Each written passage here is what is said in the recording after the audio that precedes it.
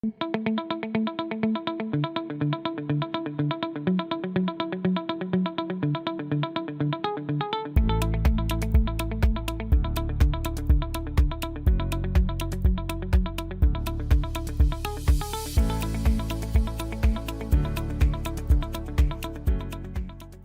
gente está na UPA Trapiche da Barra, em Maceió, e a ideia que a gente tem para mostrar um grupo de equipamentos que são extremamente necessários em questões de urgência e emergência, que é o principal motivo de uma UPA, né? Unidade de pronto atendimento. Aqui vocês têm pessoas chegando de tudo quanto é tipo, né? Pessoas desde um prego no pé até uma suspeita de infarto, AVC, atropelamentos, de todo tipo de emergência.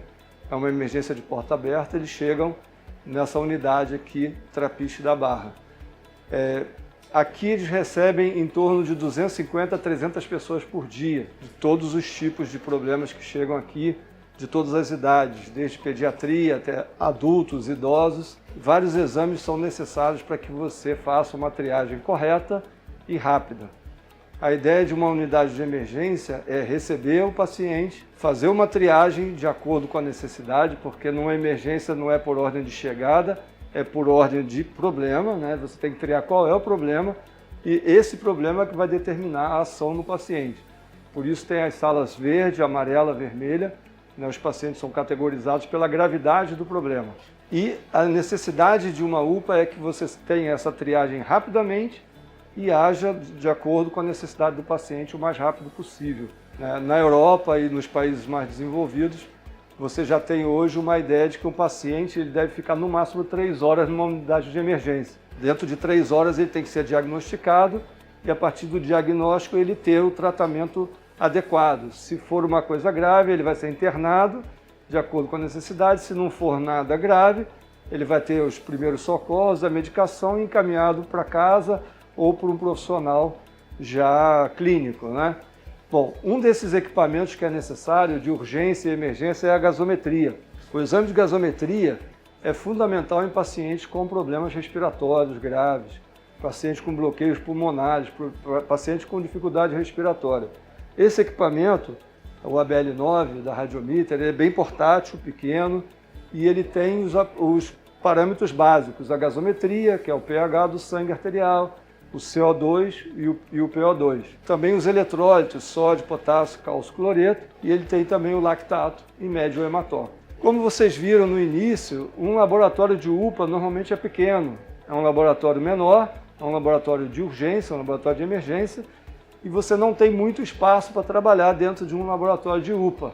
Por isso os equipamentos aqui dentro eles precisam ser portáteis, eles precisam ser pequenos, rápido, porque você tem situações de emergência, e fácil de utilizar, para que o profissional possa se concentrar no paciente. O exame tem que ser rápido, mas tem que ser confiável. Um exame rápido sem confiabilidade é muito pior, né? Você fazer um diagnóstico errado é muito complicado. Então esse equipamento é muito simples. Levantou essa aba, encaixou o coletor de sangue arterial e ele te dá um resultado aqui em 70 segundos mais ou menos. Você tem a gasometria do paciente, com os parâmetros mais importantes para o equilíbrio ácido básico, para o equilíbrio eletrolítico e o lactato e o hematócrito. Então esse é um equipamento considerado de urgência e emergência. E para os pacientes mais graves, com insuficiência respiratória aguda, com problemas pulmonares crônicos ou agudos, o exame de gasometria é necessário.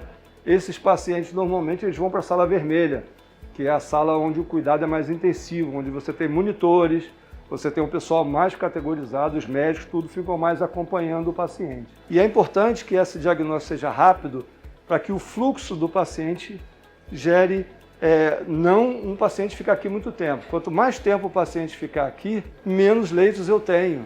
Então as pessoas que vão chegando vão ficando na espera. Se eu tenho um fluxo rápido, diagnostico e faço rápido, eu faço isso girar, né? Ao longo do tempo, se eu tenho muita gente, e aqui recebe 250 a 300 pessoas por dia, se eu não fizer uma triagem, um diagnóstico e um tratamento rápido dessas pessoas, daqui a pouco os leitos que eu tenho não são suficientes. Eu vou ter que criar mais leitos, abrir mais leitos ou abrir outras UPAs. Isso é um custo para o município, para o estado ou para o particular, é um custo abrir leito. Então esse equipamento ele é extremamente necessário nessas questões e ele é muito rápido, com muito pouca quantidade de sangue, te dá todos os resultados. Ele é totalmente automático, as soluções estão aqui dentro, o cartucho de eletrodo aqui, isso é só tirar um e colocar outro, ele tem um chip, identifica tudo. Então é muito, muito fácil, ele controla as quantidades que você ainda resta, a quantidade de teste, quantidade de solução. Então o pessoal que vai operacionalizar esse aparelho tem muita facilidade. Ele avisa tudo que você precisa e as trocas é tirar um e colocar outro no lugar. Então é um aparelho muito prático, muito rápido, a impressora está aqui, te dá resultados rápidos, seguros, em pouco tempo e com pouco volume de sangue. Essa é a gasometria, é um dos pilares do que a gente está tentando demonstrar nas unidades de emergência. Continuando a nossa demonstração dos equipamentos, esse é o equipamento de hemograma, né? Ele faz um hemograma completo, a série branca, com 5 diferenciais, a série vermelha, hemoglobinas e suas frações, e a parte também das plaquetas, né? O hemograma é talvez um dos exames mais realizados em um hospital. Então, aqui numa emergência, praticamente todos os pacientes que vêm para cá, eles fazem um hemograma. Então, o hemograma é extremamente útil para você ver infecções, inflamações. No caso da dengue, por exemplo, as plaquetas são necessárias, que você examine o número de plaquetas, né? A dengue afeta bastante essa condição. Essa condição do hemograma é para você saber a parte de infecção, inflamação, a parte também de anemias e também a parte de coagulação pelas plaquetas. Esse exame é um exame bastante simples nesse equipamento, ele faz com um tubo, esse é um tubo de coleta comum de laboratório, né? Ele colhe o sangue do paciente na veia, esse mesmo tubo, sem abrir a tampa, ele entra aqui, nesse dispositivo abre, ele entra, você identifica o paciente, se ele tiver o código de barras, você lê o código de barras e ele vai identificar o seu paciente e fazer o exame. Em 1 minuto você tem o hemograma completo, pronto para você avaliar o paciente, né? Com o hemograma, todas as plaquetas, a série branca, a série vermelha, em 1 minuto dentro desse tubo. O que é interessante é que esse tubo ele entra aqui fechado. Então o sangue do paciente, hora nenhuma, está exposto. Então isso é segurança para o profissional que está trabalhando. Ele não precisa abrir o tubo, ele não precisa pipetar, ele não precisa fazer nada a não ser tirar o tubo, diretamente colocar aqui, identificar o paciente, ou ler o código de barras e executar o exame. Então esse exame é um dos mais feitos em qualquer hospital, em qualquer laboratório, um hemograma. Todos os pacientes aqui praticamente fazem um hemograma. Muito rápido, com pouco volume de sangue, você tem um hemograma completo. Continuando, esse equipamento chama-se AQT90, da Radiometer. É um equipamento de imunologia, e ele mede parâmetros que são extremamente importantes em emergência.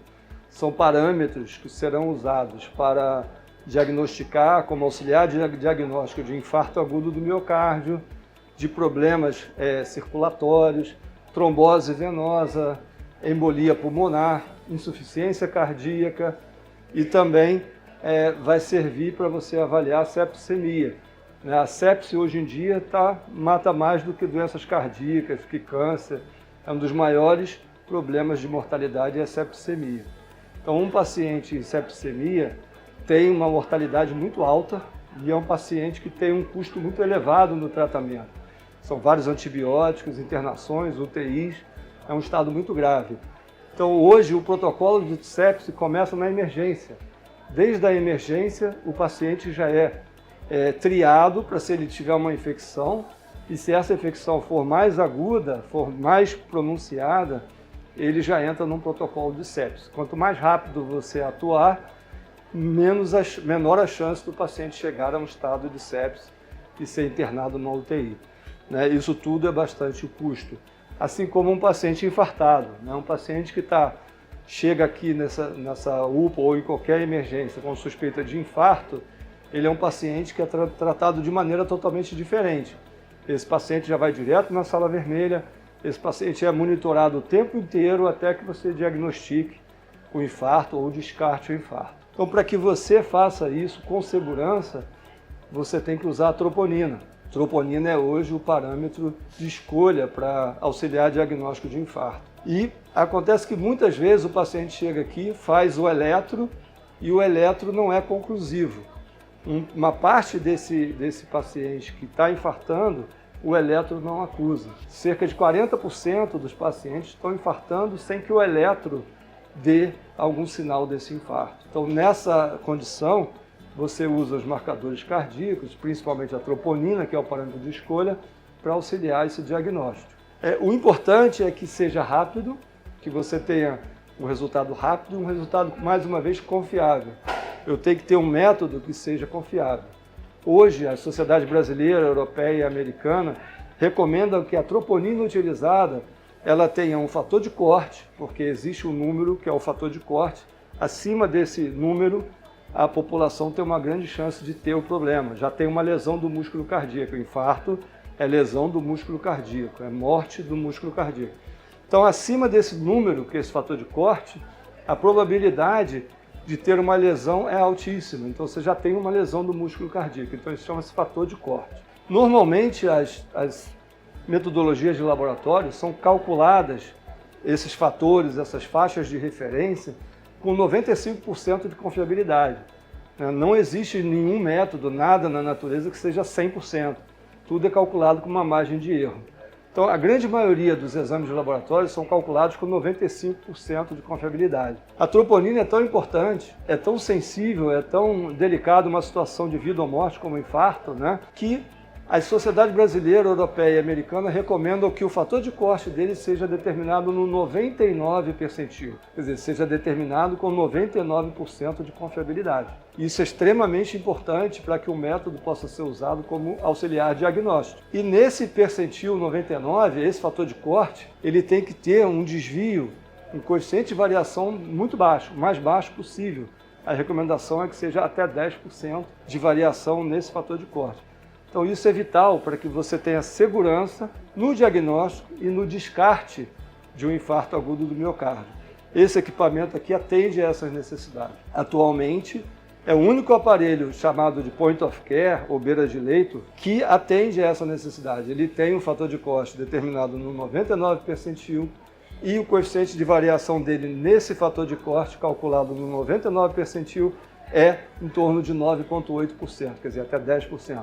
Então você tem aqui um exame de troponina para auxiliar o diagnóstico com a mesma qualidade dos equipamentos de laboratório. Então você tem rapidez e total segurança no seu diagnóstico. A rapidez é muito importante. Aqui, por exemplo, simulando uma situação de um paciente que acabou de chegar aqui agora, chegou com suspeita de infarto. Ele tem a clínica, tem idade, está com dor torácica. Esse paciente você vai fazer o eletro e vai tirar um tubinho desse de sangue, DTA, um tubinho. Esse mesmo tubinho, você vai pegar lá do paciente na hora, colocou aqui, faz o hemograma. Esse paciente também vai fazer um hemograma.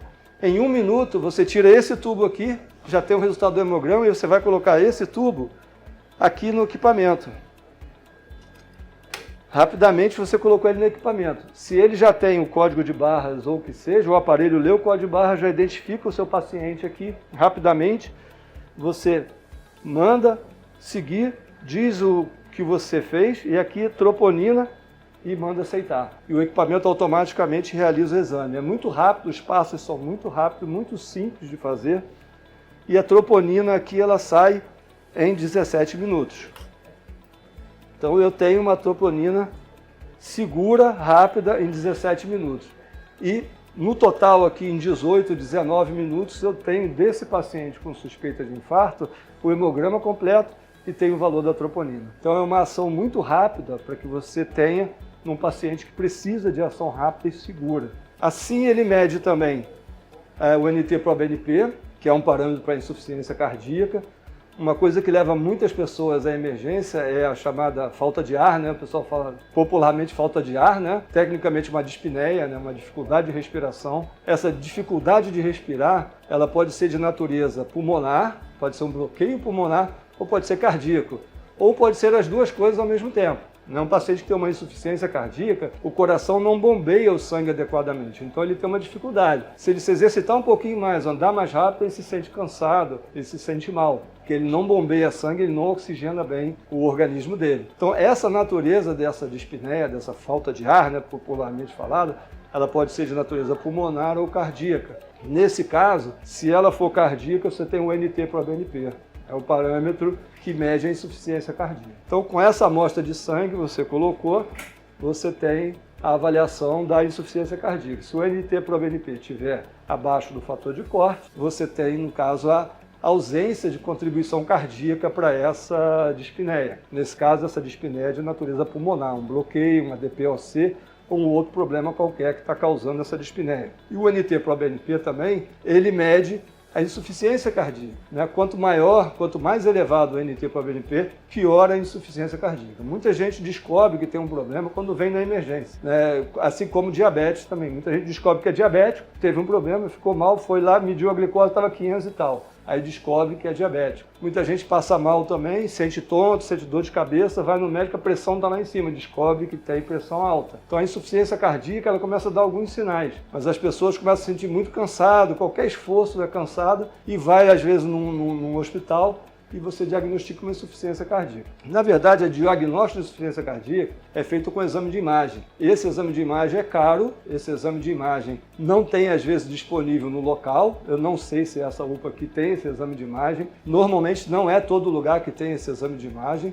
Esse exame de imagem, às vezes, quando tem, não tem um profissional adequado para operar 24 horas por dia, 7 dias por semana, né? E aí você não tem a confirmação. O NT-proBNP, ele, se tiver abaixo do fator de corte, ele descarta a insuficiência cardíaca. Eu posso com segurança descartar. E eu sei também que acima do fator de corte, quanto maior o valor, pior a situação do paciente. Tá? Então esse aí é o NT-proBNP, que é feito muito rápido também do mesmo sistema. Peguei o sangue, coloquei aqui e eu tenho o NT-proBNP. Além disso, eu tenho o dímero. O dímero é um parâmetro de coagulação. Foi muito usado na pandemia aí da Covid. O dímero dá para você uma ideia de coagulação. O sangue, ele tem sempre um equilíbrio entre coagular e sangrar, né? Você está sempre numa balança. Essa balança tem que ficar equilibrada, porque se ele coagular demais, você gera trombos, esses trombos podem correr para o seu pulmão, causar uma embolia, causar uma trombose, etc. Se ele também não coagular, ficar sangrando, se você tiver um ferimento, vai sair sangue sempre, né? Você vai ter uma hemorragia. Então esse equilíbrio, ele tem que estar sempre equilibrando. Não pode nem sangrar demais, nem coagular demais. Ele tem que estar sempre ali. Quando você fura o braço ou corta o dedo, sai aquele sangue e depois faz aquela casquinha, né, popularmente falando. Aquilo ali é o coágulo que fechou, bloqueou aquilo ali, acabou, parou de sangrar. Então o dímero, ele dá uma ideia dessa cadeia de coagulação.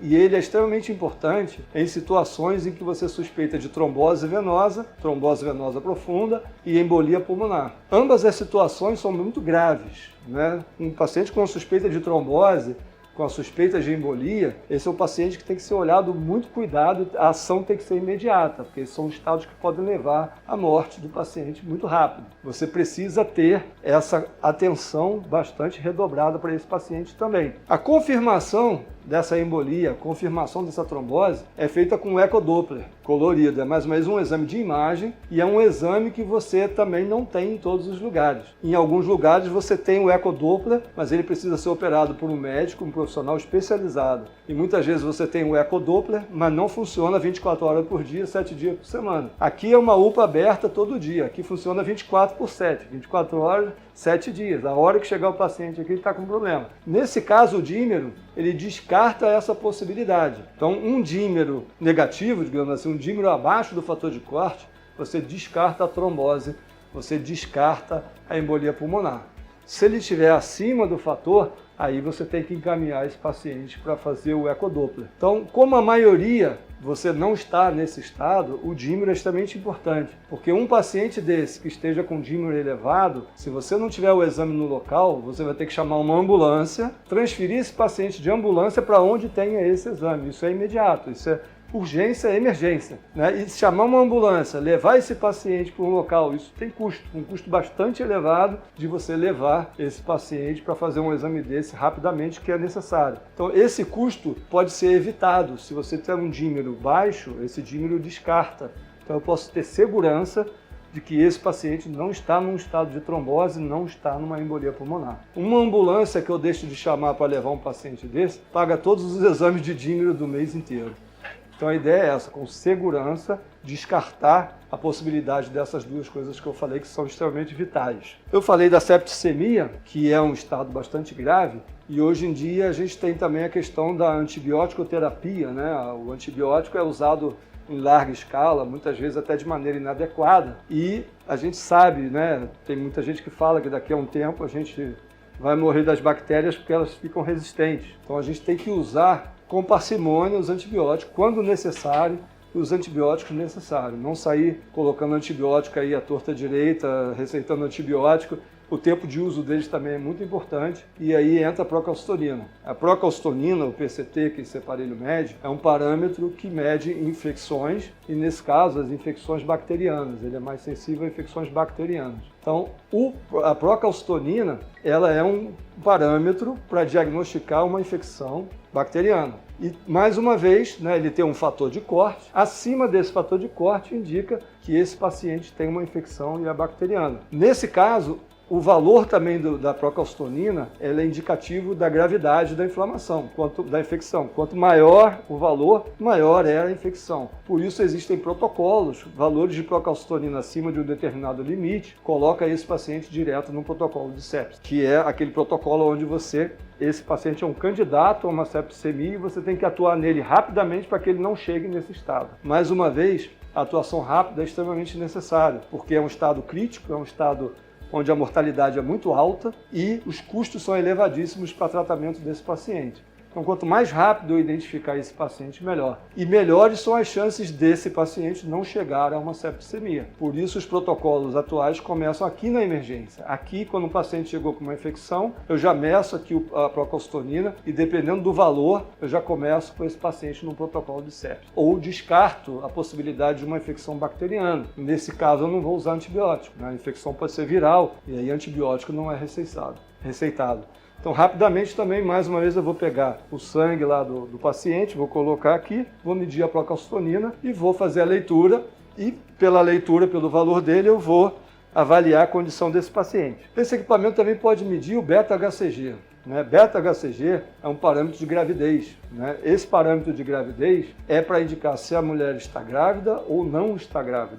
Esse é o que o aparelho mede, né? Porque a mulher pode estar grávida e nem saber. E tem muitas mulheres que vão para o hospital quase que parir e não sabia que estava grávida. Então é muito comum que a mulher esteja com 3, 4, 5, 6 meses de gravidez até e não saiba que está grávida. Então é um protocolo, por exemplo, na Europa, nos Estados Unidos, que uma mulher em idade fértil, ela faz a medida do beta-HCG. Por quê? Saber se a mulher está grávida ou não impacta na conduta do médico. Né? Se a mulher estiver grávida, se ele tiver que fazer uma tomografia, usar determinada medicação, ele vai pensar 2 vezes. Porque a mulher estando grávida, isso vai afetar o feto, né? Vai afetar o bebê. Então isso impacta um pouco realmente no tratamento que ele vai dispensar para essa mulher, se ela estiver grávida ou não. E um outro tema também é a gravidez ectópica, né? Ou gravidez tubária, como o pessoal fala. Essa gravidez tubária tem sintomas até bastante similares a infarto, a apendicite ou outros problemas. E essa gravidez tubária também é perigosa. Se ela tiver numa situação dessa de uma gravidez ectópica, ela tem que ser resolvida, porque isso pode causar muitos problemas. E no caso beta-HCG, ele vai indicar que essa mulher está grávida e essa situação pode ser diagnosticada como uma gravidez ectópica e vai se tomar devido cuidado com essa mulher para que ela não sofra mais problemas, para que ela tenha o desfecho necessário. Então, todos os parâmetros desse equipamento são pensados para que você tenha um diagnóstico rápido, um diagnóstico seguro, para que você possa melhorar o fluxo dentro de uma unidade de emergência. Então vocês viram que o paciente chegou, tirei uma amostra de sangue, fiz aqui um hemograma, fiz aqui uma troponina e já estou começando a avaliar a possibilidade dele ter um infarto ou não. Depois eu tenho que fazer outra amostra, fazer a avaliação e eu descarto o infarto ou diagnostico o infarto. Então a ideia é que o paciente chegou, é triado, rapidamente eu faço e com segurança todos os resultados, e eu tenho o que fazer com o paciente agora. Agora eu sei que ele não está infartado, ele não tem esse problema, faz um paliativo e encaminha ele para casa. Se ele estiver infartando, estiver numa situação de perigo real, aqui é uma unidade de pronto atendimento, eu vou encaminhá-lo para o hospital adequado. Mas aí vou encaminhar com segurança, vou encaminhar com o diagnóstico já feito. Essa ideia melhora o fluxo. Então os pacientes chegam aqui e são atendidos, são triados, são diagnosticados e encaminhados para onde eles têm que ir. Isso melhora muito o fluxo, melhora o atendimento, diminui os custos, né? Essa aqui é uma UPA municipal. Aqui, quando o paciente chega lá na porta e entra, desde que ele entrou aqui até que ele vá para casa, né, já curado ou o que seja, tudo que acontecer com esse paciente sai do cofre do município, né? Sai do erário público, sai do bolso do contribuinte com os impostos. Então, esse custo total é o que a gente avalia, porque tudo que acontece com esse paciente aqui dentro, até que ele tenha alta, é gasto do erário, é gasto, se for particular, é gasto do plano de saúde, é gasto, alguém vai pagar essa conta, exatamente. Então, quanto mais você otimizar esse sistema, com segurança de diagnosticar, de encaminhar esse paciente para o lugar correto, mas você economiza também na parte de dinheiro mesmo, de economia. Sem falar na vida, né? A vida não tem preço, né? Uma vida de um ser humano não tem preço. Mas tudo a gente tem que pensar também, a parte econômica, ela é pensada com esse tipo de ação, porque você rapidamente vai dirimir o que tem que fazer e vai tomar a atitude correta. Então, tomando a atitude correta, você acaba, no final das contas, também economizando muito dinheiro. Como eu falei, se eu tiver que transferir um paciente infartado, eu vou ter que mandar numa ambulância, numa UTI móvel. Não vou mandar numa ambulância comum. E uma UTI móvel é caro, o transporte é caro. Eu tenho que botar essa pessoa, tem que ser levado para um outro hospital. Tem todo um cuidado para que esse paciente chegue no hospital onde ele vai ser internado. Tudo isso tem um custo muito elevado. Se eu puder evitar isso com segurança, eu economizo muito dinheiro também. Além disso, eu economizo o paciente. Vemos o paciente fazer um cateterismo sem necessidade e deixar de fazer com necessidade ainda é pior, né? Então, com esse tipo de ação rápida, eu tenho o tratamento rápido, seguro e mais adequado para os pacientes. Essa é a ideia desse trio que a gente mostrou para vocês aqui. Tá? Obrigado.